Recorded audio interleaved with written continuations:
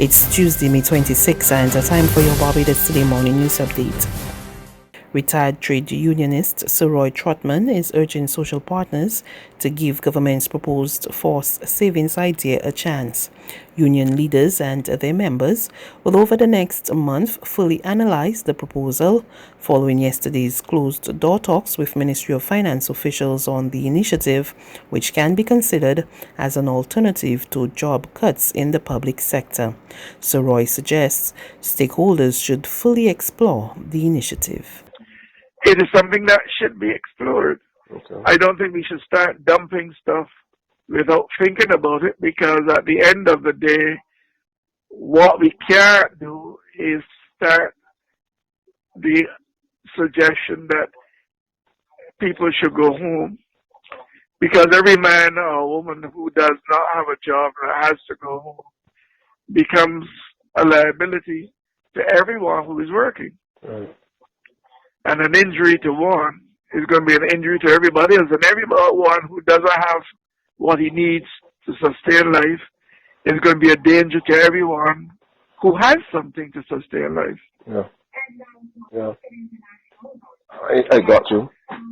Yeah. So, I mean, it is not something that we should be hot and sweaty about.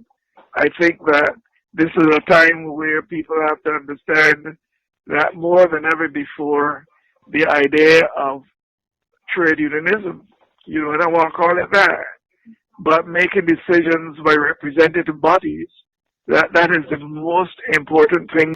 An activist is seeking urgent help for a family of 5 living in dire conditions at Diamond Valley, St. Philip. The 39-year-old single mother suffers from a number of health issues, which has prevented her from working for more than a year, and in constant struggle to provide food and other essential supplies for her and her 4 children. The family is living in a dilapidated house with no electricity, running water, or beds. Social media personality Jordan English came into contact with the family over a week ago as he provided assistance to families struggling through the COVID-19 crisis. Well, in my experience, especially with the food run, I can start by myself for sure. I can deal with my links first, I can deal with my connect, and I can push out an appeal to my audience first. But we definitely appealing to corporate Barbados, to the government, to I think the people that meant to be is like the welfare or whichever organization that meant to pay attention to this level of poverty. We appealing to you to come and help. You don't even have to do nothing. We got everything. We got the whole organization in place. We got manpower. We got links and connections to everything we need. We need money. So if you could come and help us with funds, or if you could reach out to your people at maybe courts and get 2 TVs for the children, a washing machine, a stove, electricity, light and power. 4 kids in here with no electricity every single day. You understand it? So we would like some help, please. The mother of missing 19-year-old Alexander Sherwin White is praying for him to return home soon. Rosetta White said she last saw her son last Friday with a packed haversack. She said while he has left home for a maximum of 2 days in the past, he has always returned, but yesterday marked 10 days since his disappearance. White said what was even more worrying was the fact that Alexander had not read any of the messages she sent to him via social media. Yeah, because I'm left 1 day to 1.5, but not so long.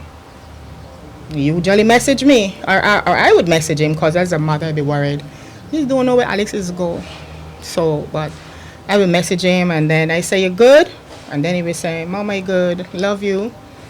He did do it a couple days before, and so that on Mother's Day, he came home on Mother's Day, 2 days before Mother's Day, send me love emoji and all of that.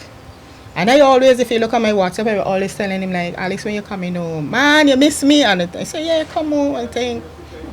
So when he left the Friday, and I messaged him the Sunday at 10:43, I see 1 tick gone through. I do it again the Monday morning, 1 tick gone through. So I get worried. President of the Barbados Bar Association, Roslyn Smith Miller, believes the judiciary should have been better prepared to deal with the COVID-19 pandemic. Describing the initial 7-week, 24-hour lockdown as chaotic, Smith Miller said it was unfortunate systems were not put in place to allow for the smooth running of court. She said the fact that lawyers were not deemed as essential workers also presented challenges. It's been a little chaotic in that while there was willingness on the part of both lawyers and judges to work on certain matters that could lend themselves to virtual hearing and so on, at one point the lawyers were on lockdown and couldn't get into their offices to get their files. Some of the court files would not have had on anything other than the lawyer's office contact information, and the lawyers were not in office. So communication was a challenge. We tried to find a mechanism by which lawyers could reach out to the registry and give that kind of contact information. Sometimes it worked and sometimes it didn't. Smith Miller said the use of technology would now be implemented on a wide-scale basis throughout the courts. If we'd had systems in place when we had the sick building thing 2 years ago, and everybody had to move over to the Supreme Court complex, we would have been able to draw on those systems now, and we wouldn't have been caught flat-footed to the same extent that we are now. So the solutions that are being identified now are being done with a view to the future. Some of it is that, well, this is simply more efficient, and we should have been doing it ever since, regardless of crisis.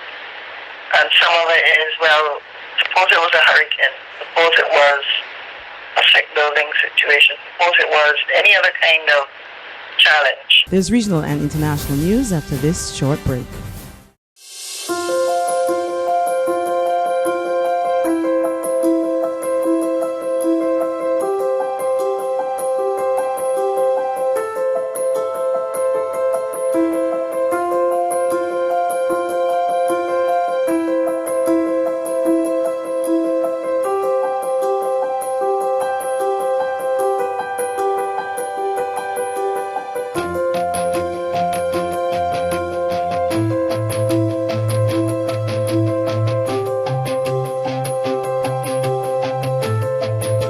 Barbados Today, news you can trust. To developments in the region in the Bahamas, officials have been addressing concerns about the recent burial of 55 unidentified hurricane victims in Abaco. More in this report from Desmond Saunders of ZNS News.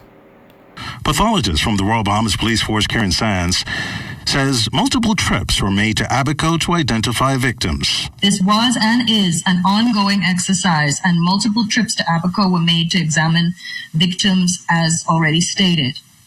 Each victim had a unique identifying number, and that was part of that case that went on the demographic data, on the body, on the bag, on the photographs, on the specimens submitted. And as coroner mentioned, this number followed them to the casket and to the grave. Assistant Police Commissioner Solomon Cash says the process of identifying victims still remains a challenge. DNA and blood samples of Dorian victims have been sent to an international forensic laboratory for testing, and the results are pending. We were able to fingerprint all of the recovered bodies. Those prints were run in our APHIS, a machine. We got no match on any of the fingerprints. We then rely on dental records. That was also a process that we engaged our forensic teams with. We were unsuccessful. And finally, we moved to the DNA stage. And finally, the World Health Organization suspends testing of the malaria drug hydroxychloroquine as a potential treatment for COVID-19. More in this report from Al Jazeera. It cited safety concerns. US President Donald Trump said recently he was taking the drug but has since stopped. The WHO and health authorities around the world have warned of the drug's potentially dangerous side effects. There's also no definitive proof that it is effective against the coronavirus.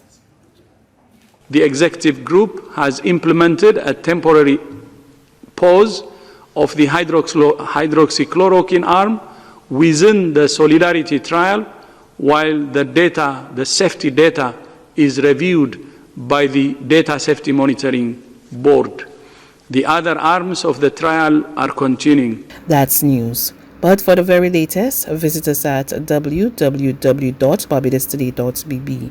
You can also subscribe to our e-paper, email updates, or like us on Facebook, and sign up for our breaking news alerts via WhatsApp. We're also on Izumi Media in bus terminals, as well as screenplay at supermarkets and gas stations near you. And you can also hear us on Mix 96.9 FM and Capital Media HD 99.3 FM.